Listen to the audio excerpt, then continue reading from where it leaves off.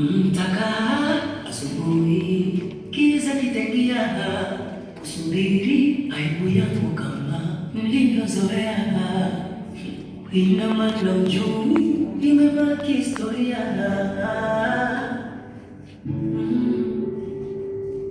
Kati ya watakaofutwa machozi na mimi nimechaguliwa. Kilio changu cha muda mrefu amekisikia. Hakuna tena cha mikosi, ni kufanikiwa.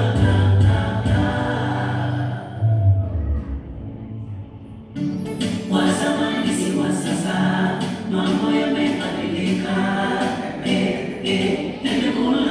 Nimekula kwendwe, namjua ninayemwingia, mfalme wa wafalme, funguo ya maisha yangu. Umenicheka sana mpaka kudiriki kusema namwamini Mungu asiyeona.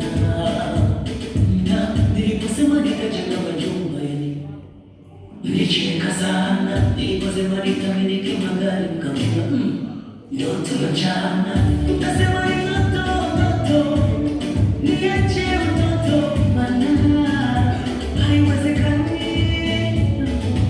Kumbe yupo msemaji wa mwisho, hata kesho yangu isibakie kama jana.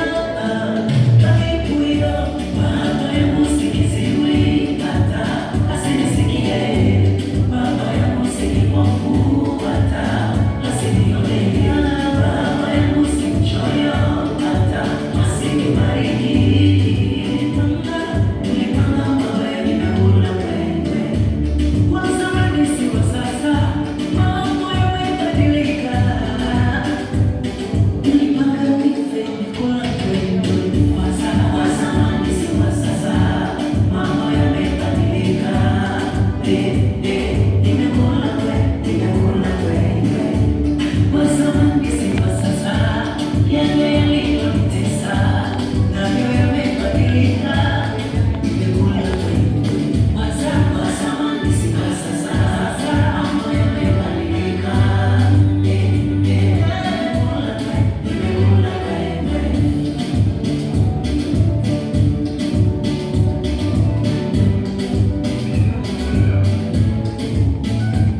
Walizoea kuona nafanikiwa, wakasema sitafanikiwa. Mungu amebadilisha mambo.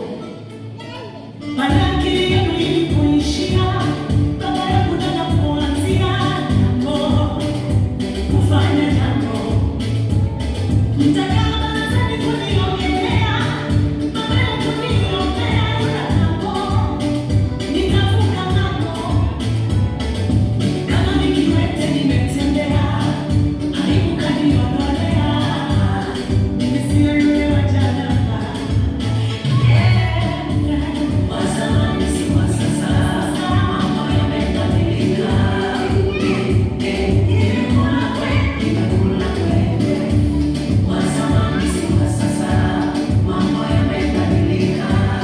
Nimekula kwendwe.